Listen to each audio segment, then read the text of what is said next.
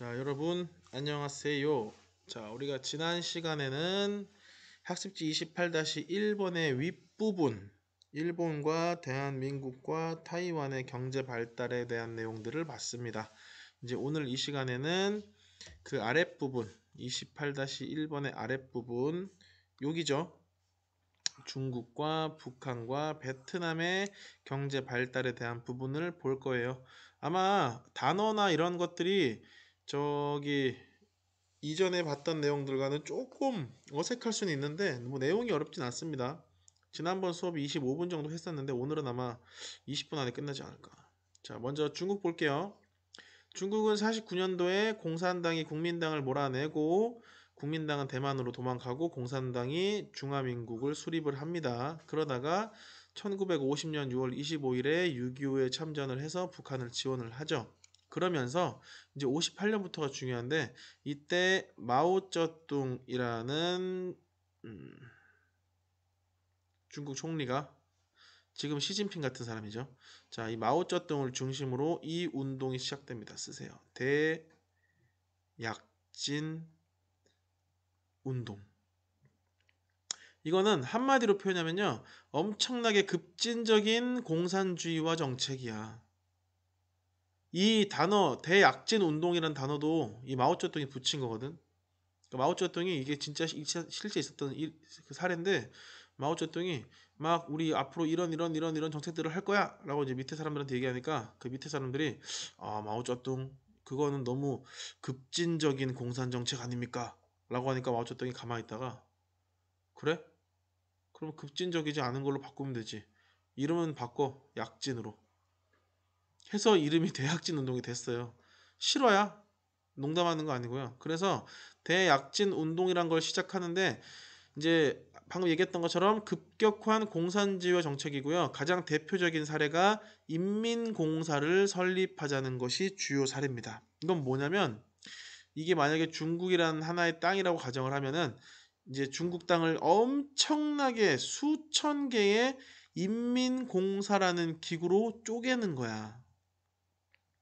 마치 우리나라의 뭐 안산시, 시흥시, 안양시, 뭐 군포시, 의왕시, 부천시, 과천시 이런 여러 가지의 시가 있는 것처럼 중국을 이거 물론 시의 개념은 아닙니다. 그냥 하나의 이 바운더리로 묶은 거야. 엄청나게 많은 수의 인민공사들로 요거 하나가 하나의 인민공사예요. 그걸 인민공사라고 부르는데 이게 뭐냐면 요 안에서 이 안에 이게 지금 그림으로만 작을 뿐이지 이 안에 수만 명, 수십만 명이 살고 있을 거거든. 요 사람들끼리 서로 완벽하게 공산주의처럼 공동으로 생산하고 공동으로 분배할 수 있도록 정해 놓는 거야. 공동 생산과 공동 분배가 이 사회주의 공산주의의 핵심 슬로건이거든. 이거를 국가 전체로 확산시키기에는 너무 넓으니까 이 인민공사라는 걸 설치해서 그 안에서 한번 시험적으로 이 지역 내부에서 공동 생산, 공동 분배를 해보자 라고 만들어낸 거야. 근데 얘가 얘기했지. 사회주의가 망한 이유는 인간의 이기심을 막을 수가 없어 얘들아. 첫 번째, 근로 의욕이 감소해요. 내 옆에 한우진은 나보다 일을 훨씬 더 적게 했는데 일 끝나고 먹는 치킨의 양이 3배란 말이야. 그럼 내가 다음날 갔을 때 한우진만큼 일을 안 하고 놀겠지. 억울하잖아. 근로의욕이 감소하고요. 두 번째는 소련은 이거를 거절했어. 야, 중국 그렇게 하는 거 아니야. 어디 사회주의 사자도 모르는 놈들이 우리 하는 거 따라해. 근데 중국이 소련 말을 안 들어요. 우리는 중국이란 다른 나라야. 너희가 하는 것도 인정하지만 우리가 하는 것도 인정해라. 우리는 우리대로 간다. 라고 하니까 소련이 그래? 너희가 우리 말을 안 들어? 알았어. 끊어. 라고 해서 뭐 교류를 이 외교를 끊는 건 아닌데 소련이 중국에게 했던 원조 뭐 쌀이나 이런 것들을 지원해주는 물적 지원을 쏘리 미안 물적 지원을 중단해 버립니다. 잠깐만 얘들아 목이 너무 아프다. 자, 미안합니다. 자, 심지어 이 시기가 되면은 잠깐만 저 방송 끝나면 다시 켤게요. 쏘리.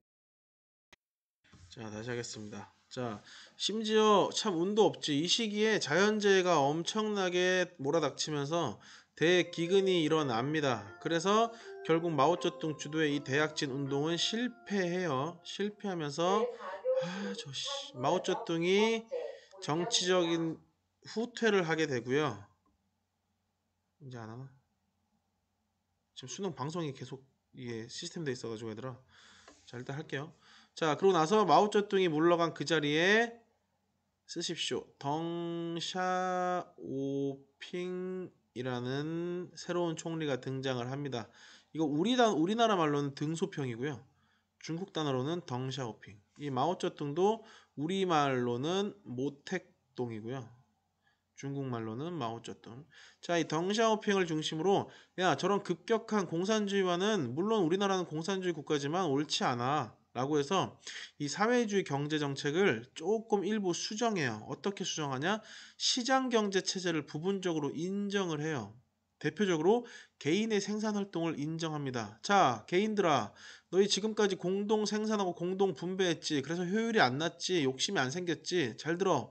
나라에 10개의 물건만 만들어내면은 너희들 의무를 다 하면은 그 뒤로 만드는 플러스 알파의 물건은 너희가 마음껏 팔아도 돼! 라고 개인의 생산 활동을 인정해줘.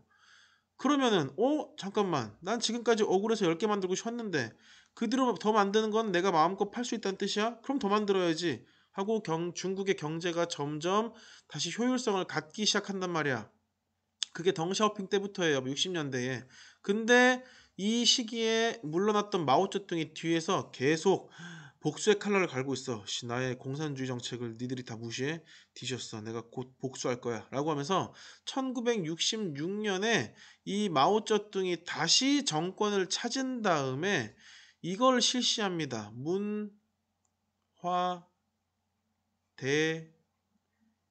문화대혁명을 시작해요.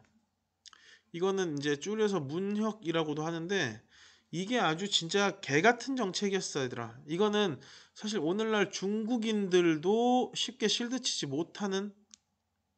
왜냐면 이때 마오쩌둥이 무슨 짓을 했냐면요. 어디 중국을 자본주의 국가의 색깔이 번지도록 만들어 모든 자본주의 세력을 몽땅 다 숙청을 해요. 근데 숙청을 한다는 거는 굉장히 급진적인 사고방식이거든. 그래서 이 자본주의 세력을 숙청하기 위한 정치 권력 투쟁을 시작하기 위해서 나라를 완전히 180도 뒤집어놔. 우리나라에는 모든 인류가 모든 중국 국민은 공정해야 되고 공평해야 되고 평등해야 되고 이런 인식을 막 진짜 세뇌시킬 정도로 심지어 어떤 사례도 있냐면요. 병원에서 청소부들이 수술을 하고 의사들이 청소를 해요. 왜 의사들이 수술을 해서 돈을 더 버냐? 왜 청소부들은 힘든 일을 하고 돈을 덜 버냐? 누구나 할 수 있는 일 모두 평등하게 살아라 라고 하면서 병원에서 의사들이 청소를 하고 청소부들이 수술을 합니다. 그렇지 않으면 다 죽여요. 이때 문화 대혁명으로 죽은 중국인이 몇 천만 명이 넘어. 그 문화 대혁명을 마오쩌둥을 중심으로 이끌었던 사람들을 홍위병이라고 해요. 그러니까 약간 그 마오쩌둥의 사조직 같은 느낌이야. 그러니까 이게 오늘날도 사실 중국인들이 굉장히 수치스럽게 여기는 이때 우리 중국의 이런 공산주의를 방해하는 모든 것들은 전부 다 때려부셔 라고 해서 중국의 문화재들도 완전 다 약탈, 박살. 그래서 옛날 중국의 문화재들은 사실 오늘날 중국보다 대만에 훨씬 더 많다는 거. 자, 그러다가 결국 문화대혁명도 실패합니다. 실패하고 1976년도에 다시 누가 집권을 해요? 덩샤오핑이. 자, 덩샤오핑이 다시 집권을 하면서 또 얘도 고집도 아주 고집도 또 세. 그래서 덩샤오핑이 다시 집권하면서 야, 저 급진적인 이 공산주의 정책 안 된다고 하면서 안 되겠어. 아예 공산주의 정책을 옛날로 다시 돌릴 수 있는 기반부터 뿌리 뽑아야지 라고 해서 이 마오쩌둥 때 만들었던 인민공사를 덩샤오핑이 어떻게 해요? 해체합니다. 인민공사를 해체하고요. 이렇게 테두리 안에 가둬놓고 제한적인 발전을 시키는 것보다는 국영기업들의 자율적인 경영을 허용을 합니다. 이제 나라에서 막 이거 해 저거 해 이거 해 그렇게 시키는 게 국영기업이거든. 마치 우리나라의 담배인삼공사 같은. 담배는 나라에서 만들잖아. 개인이 못 만들어요. 근데 이거 말고 자율적으로 만들어. 그래야 물건의 질도 좋아지고 가격도 내려갈 거 아니야. 라고 자율 경영을 허용하고요. 플러스 다른 나라들이 중국에 와서 마음껏 개발하고 그 외화를 가지고 와서 물건 만들고 팔 수 있도록 경제 특별 구역, 줄여서 경제 특구라는 것을 설치합니다. 중국의 자본주의의 이 색깔을 점점 들여오는 건데, 그렇다고 중국을 전체 자본주의들의 놀이터로 만들 수는 없잖아. 그래서 특정 몇 군데의 도시를 경제 특구라는 이름으로 지정을 해놓고요. 여기에서는 자본주의적 색깔의 요소가 보여도 그냥 넘어가요. 외국 기업들이 와서 마음껏 기업 활동을 할 수 있도록. 그러니까 기존까지 중국의 공산주의 사회주의 체제에 부분적으로 자본주의의 모습을 덧붙이는 거죠. 섞는 거야. 이게 덩샤오핑 때부터라는 거. 자, 중국 끝났습니다. 두 번째, 북한 볼게요. 북한은 우리처럼, 우리가 미국의 군정을 받은 것처럼 소련의 군정을 받습니다. 그러다가 우리랑 똑같아요. 6.25 전쟁으로 생산시설의 대부분이 파괴가 되고요. 이제 북한에서는 이 이후에 사회주의 경제 체제를 건설합니다. 사회주의 경제 체제라는 거는 공동 생산이야. 그리고 공동 분배야. 그러니까 당연히 일도 함께 해야 돼. 협동 농장 만들어지고요. 여기서 말하는 인민공사의 굉장히 작은 형태야. 그냥 비슷한 모습이라고 보면 돼요. 협동 농장 만들고 기업의 이 경영도 절대 자율적으로 못해요. 어디가? 나라가 중심이 되어서 만든 국영기업을 중심으로 경제를 발전시킨다. 근데 얘기했지만 이런 자본주의적 요소가 전혀 없는 공산주의적 경제 체제는 오래 못 갑니다. 경쟁이 안 되니까. 그래서 급격하게 경제 침체가 오고요. 소련에서도 원조가 중단됩니다. 왜냐하면 이 시기가 되면 소련도 경제적으로 매우 힘들어지는 시기거든. 그리고 중국에서도 원조가 중단돼요. 중국 이 시기거든. 이 덩샤오핑 넘어가서 이 문화 대혁명 시기거든. 지금 중국도 미쳐 날뛰는데 중국이 북한을 뭐 한다고 도와줘. 그래서 이제 다른 나라의 원조가 중단되고 당연히 우리나라는 원조 없고요. 경쟁 중이니까.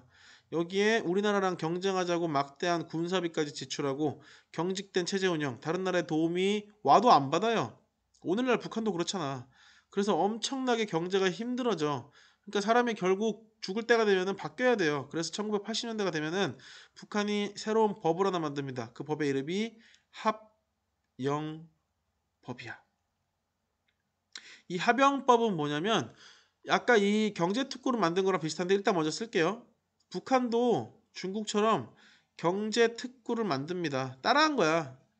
중국이 저걸로 많이 이득을 받네. 우리도 만들자라고 해서 이 북한 지역이 이렇게 있으면요. 이곳에 당연히 사회주의는 그대로 둔 채 몇몇 곳에 경제특구라는 거를 중국처럼 똑같이 이렇게 설치하고 여기에는 외국 기업들이 자본주의적 요소를 가지고 경제활동이 가능하도록 내버려 둬요. 그리고 외국 기업과 북한 기업을 하나로 합쳐서 새로운 시스템의 기업 형태를 만들어요. 이게 합영법이야. 그러니까 더 정확히 얘기하면은 그러니까 북한 기업과 외국 기업의 합작된 형태의 기업을 만드는 법이 합영법이에요. 어쨌든 자본주의적 요소를 조금씩 들여오는 모습이죠. 그래서 이거를 통해서 북한도 자본주의적인 요소로 조금 갖춰나가기 시작하고 그러다가 사회주의 세력이 몰락하고 소련이 붕괴되면서 그리고 북한은 여전히 남한과 경쟁하기 위해서 과도하게 군사비를 지출하죠. 그러다가 2000년대에 들어서면은 남북한과 경제 교류가 시작되고 이때 개성공단 산업도 추진되고 금강산 개발 산업도 시작되고 그러다가 잘 돼갈 줄 알았는데 남북 관계가 또 악화되면서 뭐 우리나라랑 싸울 때도 있고 뭐 붙어 먹을 때도 있고 다양하죠. 통일이 언제 될진 참 요원한 문제긴 한데. 자, 마지막 베트남 갑니다. 이제 여기까지 하면 시험 범위 끝납니다. 자, 베트남도 당연히 지금 우리 다 사회주의 국가 보는 거잖아. 베트남도 사회주의 국가고요. 사회주의와 자유주의 진영 간의 갈등 속에서 결국 60년에서 75년 사이에 베트남 전쟁이 뻥 터집니다. 근데 우리나라와는 다르게 베트남은 하나로 통일되죠. 어디에? 북베트남이 베트남 전체를 하나로 통일해. 우리나라로 치면 북한이 통일한 거예요. 나라 전체가 빨개진 거죠. 사회주의화 된 거야. 사회주의화 되고요. 북한이 옛날에 했다 실패한 거, 중국 했다 실패한 거, 베트남은 70년대에 늦게 시작합니다. 집단농장, 집단농업. 여기서 말하는 인민공사, 협동농장, 집단농업화 거의 다 같은 시스템이야. 이걸 위해서 토지개혁도 한 거고 개인이 가진 토지 뺏어서 나라가 몰수한 거죠. 그래야 집단농장 만들 거니까.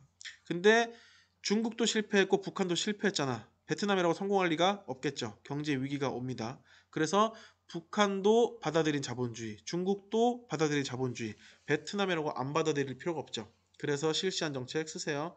도, 이, 뭐, 이라는 정책을 실시합니다.